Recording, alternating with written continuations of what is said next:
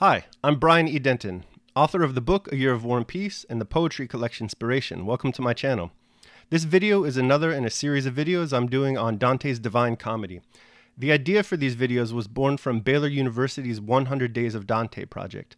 In the 100 Days of Dante Project, what Baylor University proposes to do is to cultivate a global readership of Dante's Divine Comedy and read through the entire Divine Comedy at a rate of 3 cantos or chapters per week.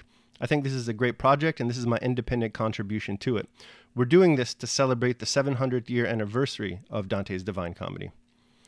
I ask if this is your first time watching these videos, or if you haven't already, to please subscribe to the videos and give them a like. Thanks a lot. What follows are 2 sections, and this is the basic format of all the videos in this playlist. The first section is going to be the synopsis. I'll cover the plot, I'll cover the characters, and I'll cover the themes involved in the day's canto. Today's canto is Canto 4 of Dante's Inferno. And then in the second section, I'll offer my own personal analysis. I call this the takeaways. And with that, let's get right into it. Dante's Inferno, Canto 4.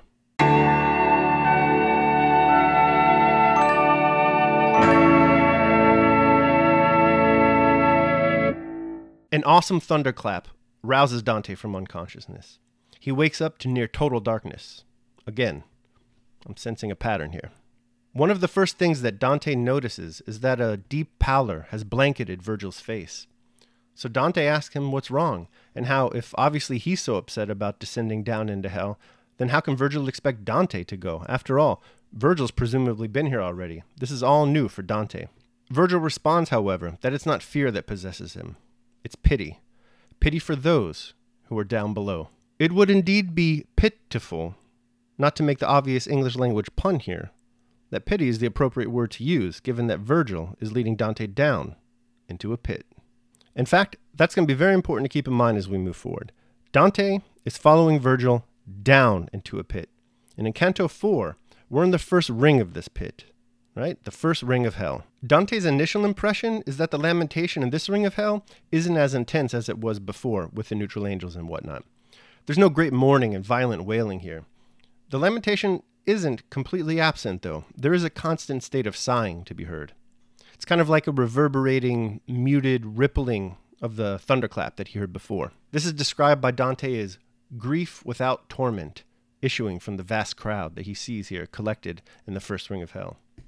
And it's also important to note here, and we'll get into this in the takeaway section later, that this group consists of vast crowds of men, women, and children. But getting back to the plot, Virgil wonders why Dante hasn't asked him any questions about these people here yet. So, exercising his privileges as tour guide of hell, Virgil informs Dante that the people in this ring of hell are in Limbo, and they consist of the unbaptized. These are the non-Christians who, though they do have merit, they are afflicted with the condition of being eternally hopeless to enter into paradise. This upsets Dante. He grieves for these people. He asks Virgil if any of them have ever been lifted up into heaven before, and Virgil responds sadly that it's only happened once so far as he can tell. And this, of course, is the harrowing of hell, where Jesus Christ descends down into hell and swoops up the patriarchs and the matriarchs of the Hebrew scriptures and lifts them up into heaven. Next, as Dante and Virgil continue on, Dante sees a brighter part of hell. Light, for the first time, is present. And so Dante learns that this place of light is for the honorable souls. And he asks Virgil, why are these souls honored? Virgil tells him that these are the people who attain such levels of honor in their normal life that their honor reflects even in the afterlife, even in hell. Some from this honorable party, they approach Virgil and Dante, and they greet Virgil as if they've known him for a very long time. And indeed, they probably have. We can infer from the reading that these people have been hanging out for a long time in Limbo. And they've been hanging out for a long time together and getting to know each other because they're all poets. And this is the most important part of this canto to understand, is that these are all poets, and they're led by none other than Homer. Now, who does Dante the poet describe as the greatest poets of all time in this school collected here? Well, you have Homer, you have Ovid, you have Horace, you have Lucan, and you have... Who's that other one then? One second. The other greatest poet of all time was... Oh yeah, Dante himself. Anyway, this group discusses something, but we're not told what. After that, Virgil and Dante proceed to the noble castle and its inner meadow. This castle is encircled 7 times by towering walls and also a fair stream. Now, within the protected space of the noble castle, Dante offers us a list of all the people that enjoy its space. And it's a pretty long list. Mostly it consists of famous ancient Romans, famous ancient Greeks, and also, interestingly enough, 3 Muslims, Saladin, Averroes, and Avicenna. But, as we know, all great things come to an end. And Dante and Virgil, they can't just sit here chatting with all the great figures of world history. They must move on and continue on their journey. And that is where we end Canto 4. Let's talk about characters and themes in this canto. I'm pretty sure everyone recognized all the famous names like Homer and Ovid and Lucan and Horace and whatnot.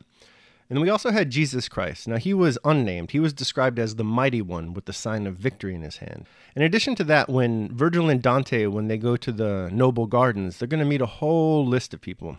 And in fact, it is a list. Dante offers a list of all the people that he sees there. And this is reminiscent of the list of the ships in Homer's The Iliad. There's too many names on this list to get into them here in this video, but suffice it to say, these are the noble pagan souls, at least according to Dante. And you have, all the top billings of ancient Greece and ancient Rome. But in addition, curiously enough, you have these 3 Muslim names, which is very odd given that this is a profoundly Christian poem. These Muslims are not being eternally punished. This place of limbo doesn't seem too bad, right? And think about who they are. You have Saladin. He was a great Islamic military leader, an anti-crusader. You have Averroes. He was a 12th century philosopher and kind of like a scientist. And then you have Avicenna. He was another philosopher and also another scientist. These, according to Dante, are all worthy individuals. Google them if you don't have any idea of who they are. They're all worth knowing about. Perhaps the most important thematic element of this canto is the nature of the punishment. It's easy to forget that we're in hell, but we are indeed in hell. Limbo is a part of hell. But like I said, it's easy to forget that we're in here. I mean, after all, we're leisurely hanging out with the likes of Julius Caesar and Avicenna and Averroes and Homer. That sounds awesome. But there is a punishment. And that punishment for Dante is that there is a permanent separation from God. There will be more of this in the takeaway section of the video, but for now, just keep in mind that we are in the first ring of hell. Limbo is hell. And there is punishment involved, even if you're spending all your time lounging around on the green grass, discussing poetry with Lucan.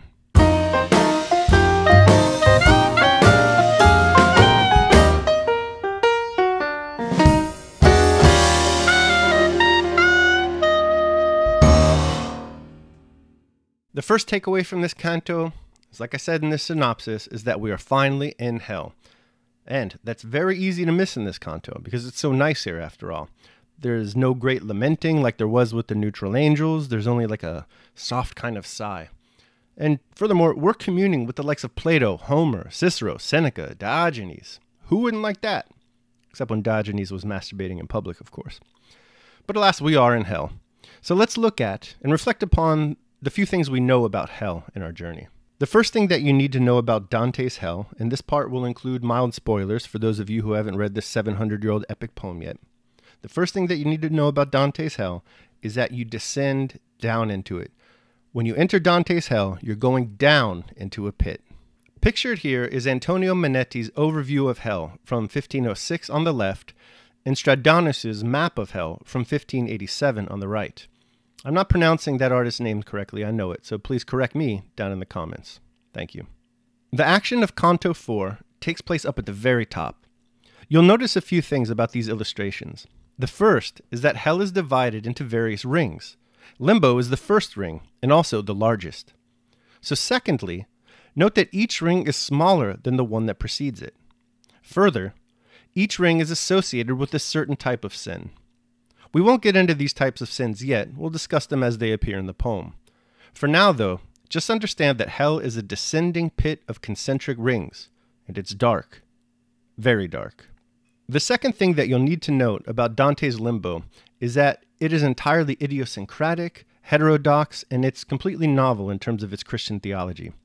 Now, Christian theologians throughout the centuries have placed unbaptized babies and unbaptized children in a state of limbo, but none of them, so far as I know, and the scholars that I read to make myself look intelligent for these videos, include unbaptized men and women in a state of limbo. This probably hadn't been done before, and it's revolutionary on Dante's part. And beyond that, you even have Dante including non-Christian men and women in limbo, right? You have the pagan Greeks, You have the pagan Romans, you even have those 3 Muslims, and they're all in there hanging out together. This is a profound humanistic break with the traditional Christian theology of limbo. The reason Dante allows these souls to enjoy the relative ease of limbo rather than the severe punishments of the lower rings of hell is because these souls lived honorable lives. In fact, this word honorable, or one of its variations, appears in this canto many, many times. In fact, it's used more in this canto than it is in any of the other cantos in the entire Divine Comedy. Honor is the key word of this canto, unlocking all of its lessons. And this brings us to our second takeaway. Here we have, again, this notion of the utmost importance of the liberal arts and the humanities. Review again who's down here in limbo. It's a veritable who's who of your introductory undergraduate course to the humanities. And what is it about these great figures of the humanities that allows them eternal citizenship of limbo rather than eternal suffering down in the lower reaches of hell? What gives them their aforementioned honor? Well, it's the production of and expression of what we call the liberal arts. We have scientists, philosophers, and poets. This is what earns them honor and a place in limbo. This is what makes them important, and this is what can make you and your life important too. Why? Well, the study and application of the lessons found in the liberal arts and the humanities, they make us better people. They're ennobling. It's like Ovid himself, a person of limbo, says in his letter to Codes, "Note too that a faithful study of the liberal arts humanizes character and permits it not to be cruel." So we see that for Dante, these people in limbo have earned their places in limbo because they've helped humanity. How have they helped humanity? By the production of the humanities. Finally, look a little deeper here at the people in limbo. You'll notice that they're either philosophers or scientists or poets. That is, people who produce the ideas of the liberal arts and those who best express those ideas. Science versus poetry. Clearly, Dante thinks that both these types of people are important. But maybe, in my opinion, from reading this poem, I think that he values poetry a little bit more. After all, we spend much more time with the poets in Canto 4 than we do with the philosophers and the scientists. Recall that Dante the Pilgrim, he gets into long conversations with the greatest poets of all time. Now, we don't hear or learn about what they discuss. In fact, the only thing that we do learn is that Dante the poet includes himself in this list of the greatest of all time, which is truly phenomenal. I mean, think about it. This dude, he's only written the Vita Nuova and a couple of other poems, and already he's Kanyeing all over the place saying, "I'm the greatest of all time, baby, top 6 with a bullet." So while the scientists and the philosophers of the world are important because they're knowledge producers, and as such they expand human wisdom, I think that Dante favors the poets much more because the poets communicate this knowledge at a visceral, emotional level. And for me anyway, humans learn much more better through the emotions than they do through the intellect. And if you doubt this claim, just ask yourself, if you're going to learn more about, say, gratitude from listening to a PhD at a panel discussion or reading that PhD's treatise on gratitude, are you going to learn more from that or from just one listen to Beethoven's String Quartet, Opus 132? For our third takeaway, I'd like to focus for a little bit on the character of Virgil and the role that he plays not only in this canto, but in the entire poem. And I think that the point that Dante is making here is that in life, it's often good to have role models and mentors. Virgil here, after all, he's not only serving as Dante the Pilgrim's guide through hell, he's also serving as Dante the poet's inspiration, or his role model for poetry making. In addition, Virgil is modeling proper behavior for Dante the Pilgrim. Think about it. In each canto so far, there's a point where Dante is unsure of himself, and he doesn't want to go on. He doesn't want to move forward. And it's Virgil who counsels him. And it's Virgil who provides him with the support he needs to get moving again. We see this in Canto 4 in lines 17 through 23. And then in Canto 3, we also saw this in lines 13 through 21, where Virgil first admonishes and then encourages Dante to get moving on his journey. We see similar things in Cantos 1 and 2. So we see the importance of mentors and role models in life. It's like Seneca, one of the honorable pagans of Limbo, says, "We need to set our affections on some good man and keep him constantly before our eyes, so that we may live as if he were watching us, and do everything as if he saw what we were doing." Now, one last thing about Virgil is that in Inferno, he's not just a role model for Dante, he's also serving as a guide. And being a fan of the Divine Comedy is a lot like being a supporter of Liverpool Football Club. When you read it, you'll never read it alone. There is an abundance of supplemental material out there for you should you wish to get it. And so while I'm grateful that you've chosen me as your guide on this journey, I'd just like to say that I'm probably about the worst you could do. Truly, I'm just a guy from Queens who's read the poem a lot and really loves it. I'm no expert and no scholar. With that said, I hope you'll stick with me because, I'm trying to build a YouTube channel here. But I would like to share with you a few of the Virgils that have helped guide me through the Divine Comedy over the years. And I'll share just the ones right now that deal with the Inferno. First, there is the great topography of Dantes Hell from Alpaca Projects. You should see a link here in the video, and I'll also provide links in the show notes. This is a fun work in progress. It illustrates Dante's Hell, and it provides information on those who occupy each of the rings of the Hell. Then, if you really want to go deep into this poem, and I mean deep, you're going to want to check out this course from Georgetown University offered on the EDX platform. It's called The Divine Comedy, Dante's Journey to Freedom. I took this self-paced course during one of my read-throughs of the epic a few years ago. Here are the receipts for the Inferno section. In this course, you'll be guided, Virgil style, from Georgetown scholars who approach the poem through what they call contemplative reading. This is a kind of reading where you journal out your thoughts of the piece while you read it. It's very helpful. I do this now with most of the books I read. After all, the book isn't really read unless it's written about. And finally, from my home church, St. Thomas Fifth Avenue, there's this hour-long talk on the Inferno given by the Reverend Canon Dr. Robin Ward. It's highly recommended. It's really good, and I suggest you check it out. Enjoy. All right, that concludes today's video on Canto 4 of Dante's Inferno. I hope you enjoyed it. If you did enjoy it, please don't forget to subscribe to the channel and to like this video. But most importantly, because this is a reading group, or at least I hope it will develop into one, and we've already got a few regular subscribers and commenters, so thank you very much for that. But I want to hear what you have to say about this canto and about my thoughts on it. In particular, I'd like to know what you thought about a few things in this canto. The first question I'd like to discuss is, what is the contrapasso in this canto? Remember that the contrapasso is a punishment for sinners that is both similar to and yet opposite from their sin. The second question I'd like to discuss is, what do you think of Dante as a theologian? What is your sense of Limbo here? We all love Dante the poet, but what do you think about Dante the theologian? Also, this channel is almost up to 100 subscribers, and I know that's small potatoes in YouTube land, but I'd really like to hit that milestone this week. So if you want, and you haven't already, please consider subscribing to the channel. It would really help me out. Thanks a lot. Finally, remember that these videos are going to be posted every Monday, Wednesday, and Friday. Now, the Monday releases I might push up to an evening release rather than the typical morning release that I've been working with so far. The Wednesdays and the Friday videos, however, they should remain to be posted in the early morning. I hope this doesn't upset anyone's reading habits. Sorry if they do. And again, thanks for joining me on these. All right, with that said then, I'll see you again on Friday where we will be discussing Canto 5 of Dante's Inferno. Until then, take care of yourselves and others.